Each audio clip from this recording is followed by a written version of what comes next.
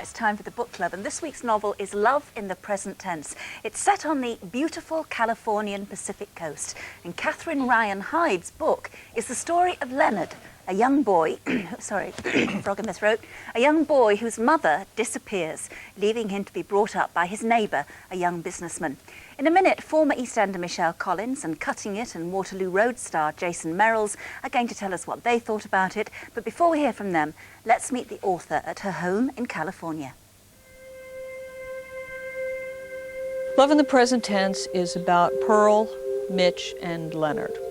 Pearl is a teenage mom from a horrible neighborhood in Los Angeles. She was only 13 when Leonard was born. Leonard is her little 5-year-old son, and Mitch is the neighbor who takes care of him and who was taking care of him the night Pearl left him and never came back. Leonard's the smartest person in the book. Part of it is just because he's a kid. I think I have a lot of respect for the things that we come into the world knowing and then we unlearn them as time goes on. So this very bright little kid, this little 5-year-old kid, is being raised by this 25-year-old businessman named Mitch. And I think there's this sense that Mitch will raise him and teach him about the world and protect him. And the truth of the matter is Mitch has a lot of growing up to do as well. And it really becomes a little bit of a contest, who's raising who. And one of the things, of course, that Mitch has to learn is to be smart enough to listen to a 5-year-old. The reader always knows what happened to Pearl. Leonard doesn't know what happened to Pearl. Leonard feels that Pearl has died, and in some ways is still with him. Well, this is the Big Sur coastline, and this is my backyard. And it's one of my favorite places to bring characters to or bring characters through. It's such a dramatic landscape. So at 17, Leonard builds his own handmade hang glider in his garage. And he brings it up to a cliff like this. He just launches it straight out to sea. He hasn't had much experience of this. And it's like he's looking for a star that is drawing him. He's really looking for his mother. And he goes straight off a cliff like this and then just makes a mess of the whole thing. Tries to turn the glider, tries to get back to the shore. Instead, he ends up just crashing the glider into the cliff. And of course, the glider ends up in the obvious place here on the rocks. The question throughout the book is, does Leonard really want to go join Pearl? There's a sense that he knows that his mother is on the other side and he wants to get back to her. So the hang gliding for Leonard is, it's the closest he's going to brush. It's like he wants to go right up to the edge of suicide, not even knowing until he gets there what it is he's going to do. And I guess if you want to get right down to it, that's really the heart, the theme of the book, the most important theme of the book to me. What is love really?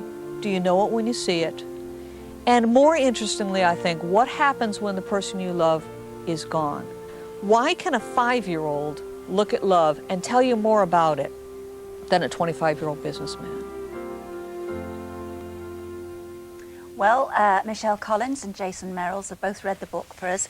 And Michelle, you're a mum, and I mean, actually, interestingly, I don't think the author is. I don't. So, no, they didn't say that. It'd been interesting to find out, wouldn't it? Yeah, I don't think she is, though. I'm almost certain she is not. But written from, I mean, that intense relationship between Pearl, the very young mother, and her little boy. It's extraordinary. Yes, isn't well, it, also to capture a child's imagination so vividly. I mean, I loved it. I thought it was. I read it twice, in fact. Yeah. And that's the first. I think you're the first reviewer who's done that. I absolutely loved it, and I'm really. I don't know. I'm sort of into. So I was really pleased that I had this chance to do it. And it's something, actually, it's a book that I probably would never have picked up. Because I actually don't think the cover is very representative of the book itself. No. I mean, he doesn't look like that at all either, does he? No, I know what you mean. The book's much more vibrant and present and happening really than the cover. Justice, but I thought... No, so never judge a book by its cover. It was totally mesmerising. I just... I cried so many times reading that book.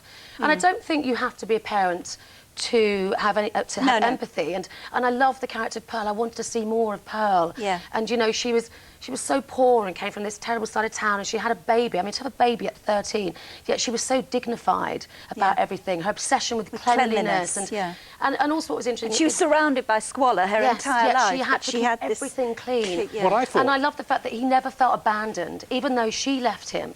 See, I wasn't sure. I know she said I wasn't sure. I thought at some points that Pearl might come back. So did I. wasn't totally sure that she died. No. So I disagree with her slightly. Well, then we won't give that away. Although I was going to actually, because I thought it was clear, but everyone here advised me not to say it. But there is basically, she at 13, she takes a policeman to her bed. She's sort of a prostitute, and she ends up shooting him. And we can say that because it's... love, really. I know. But she ends up shooting him between the eyes. But she doesn't shoot him for money or anything like that, which is what she says. And because she's so dignified, she says, I don't want anyone to think that I killed this man because I wanted his money. And her life was so sad and so dysfunctional. She killed him because she thought she found love on her birthday. But in America, there's nothing worse than a cop killer. So it was a very brave thing for an American writer to actually start the novel with that. She's a cop killer. She's shot a young father, young husband to death. Well, and yet we sympathise with her. What, did you sympathise with Pearl? Yeah, that's my main problem with it, actually. I did enjoy it. I did enjoy it. I thought it was really well written. I really enjoyed the different narrative voices. I thought that was great. But I think that it doesn't actually achieve what it sets out to do. Don't you? Because it sets out to sort of... She says it herself in her blurb that she wanted to write a novel about a bad person. And I think that basically Pearl is already redeemed. It's an accident. You know, there's no redemption. There's no need for redemption. There's a struggle with the gun, isn't there? there? Do you know what I mean? It's not as if she shoots someone in cold blood. Now, I think that might have been more interesting because she's talking about the extremes of society.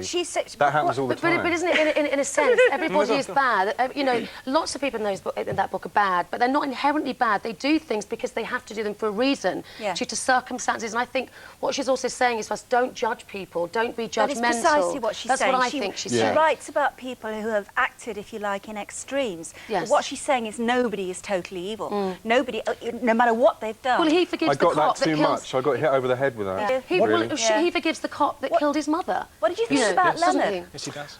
I mean, it's a lovely character. Again, I mean... Which character, sorry? Leonard, yeah. I mean, I think the novel basically for me... Are you a dad, Jason? I am, yeah. I think the novel basically for me is sentimental. And what I mean by sentimental is that it paints in very broad brushstrokes, and I never quite got away from the fact that these characters were sort of illustrating a point that she wanted to make. I never quite got away from that. And I think Leonard is almost too good to be true. This little Moses, this little Solomon that comes out, you know, I mean...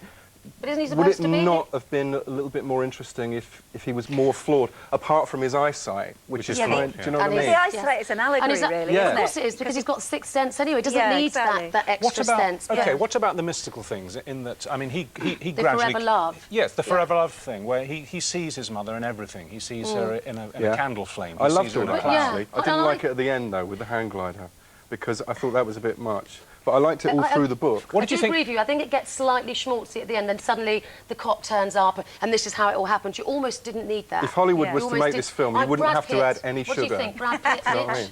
Brad Pitt. Aww. I do think it's a book more for women than for men. It's not my absolute favourite in the list that we've had so far, but I do think it's beautifully written. Yeah, I really enjoyed it, and I thought the chapter where Pearl takes her little boy at 4 for the first time on his birthday to the seaside, to Santa Monica Pier, and they have a completely dedicated day where she does everything for him. It's his birthday.